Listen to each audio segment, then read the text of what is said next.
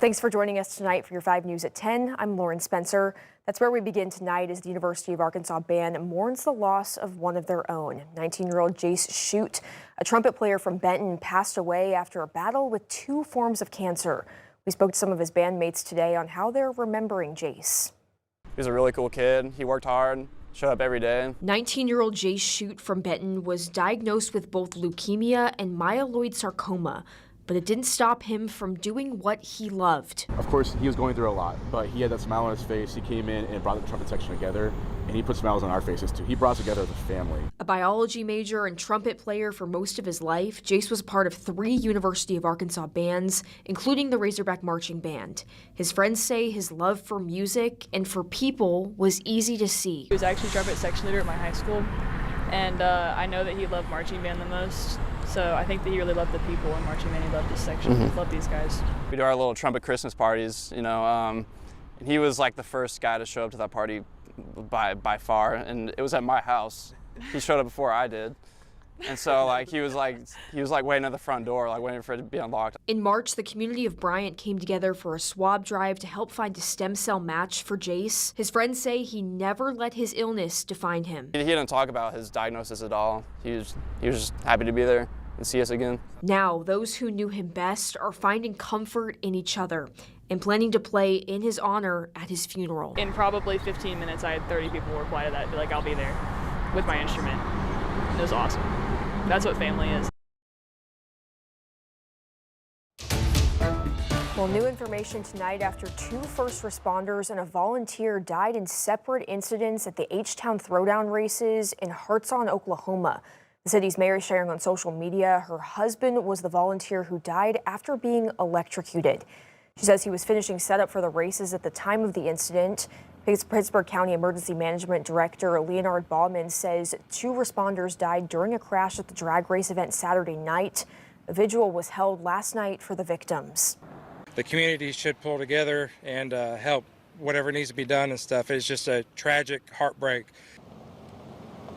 H-Town Throwdown is an annual drag racing event in downtown Hartson that's part of the city's fall festival. Officials say more information will be released when it's available. Well, new at 10, the Northwest Arkansas Regional Planning Commission is exploring transit options to help navigate our growing region. We told you this summer about a study taking place looking into public transportation. 5 News reporter Laura Castleman learns what that study is now revealing and how it could transform the way people move around the region. Reliable and fast public transportation is vital in a booming area like Northwest Arkansas. Over the past year, the Northwest Arkansas Regional Planning Commission has worked with a consultant to look at 3 modes of transit for Northwest Arkansas. The Transit Alternative Study is meant to create a more efficient mode of public transportation. Those 3 transportation models are bus rapid transit, light rail, and a commuter rail. The key things they are looking for: what it's going to take to maintain and operate them. Conklin wants to choose the most cost-effective option. Bus rapid transit came out on top after they were scored with regard to what can the region afford. But what is a bus rapid transit system and how will it flow with traffic? We're using traditional buses on an already designated guideway, I'll call it. Not a fixed guideway, but a designated guideway. Executive Director of the Ozark Regional Transit, Joel Gardner, says the system uses signal prioritization, and a sensor on the bus talks to the traffic light.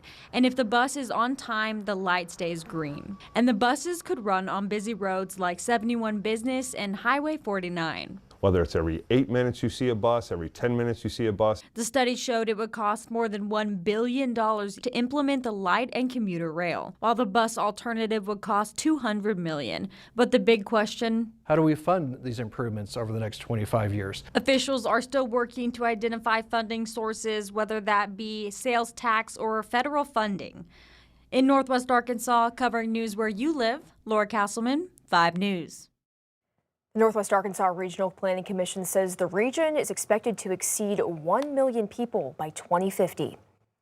Well, we're kicking off the first full week of November with nice temperatures. Chief Meteorologist Scott Covert is tracking how warm it'll be this week and when we'll get a cool down again. Seems like lots of up and down. There's a lot of up and down. It's all normal when you're starting to transition seasons, right? I'll tell you, while there are some ups and downs this week, it's actually going to feel really good out there the next several days. In fact, tomorrow morning when we're waking up, we probably want some long sleeves. Temperatures in the 40s across northwest Arkansas. By lunchtime, we're already in the upper 60s, and I do think we'll probably hold off in the 60s across northwest Arkansas.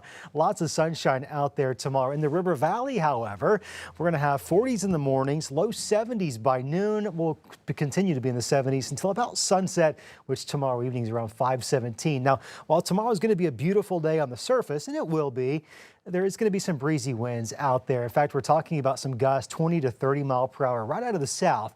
Morning's not all that bad, but I think once we get to lunchtime and certainly continuing through sunset, that's when it's going to be the breeziest out there. Those winds will relax into the overnight hours. We do have some mild weather for the majority of this week as a high pressure builds in, but I'm tracking a big, strong cold front that's lurking into the weekend. We'll take a look at the impact it brings right here in just a few moments. All right, thanks, Scott. Trump administration says it will pay out partial SNAP Fund food assistance benefits for the month of November, but not full benefits. As Erica Brown reports from Washington, this comes as the Senate prepares to vote for a 14th time on a measure to reopen the government. The Trump administration said Monday it will use a contingency fund to partially pay out SNAP benefits this month after rulings from 2 federal judges. But there are concerns about how long that money will last. It cost over $9 billion to fund SNAP for a month, and we only have, I think it's $5.2 billion in the contingency fund. So you have a big shortfall. Democratic leaders pushed back, arguing the USDA has the authority to continue to pay full SNAP benefits.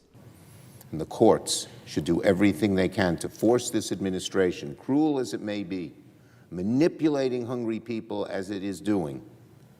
The courts must make sure that full benefits are restored.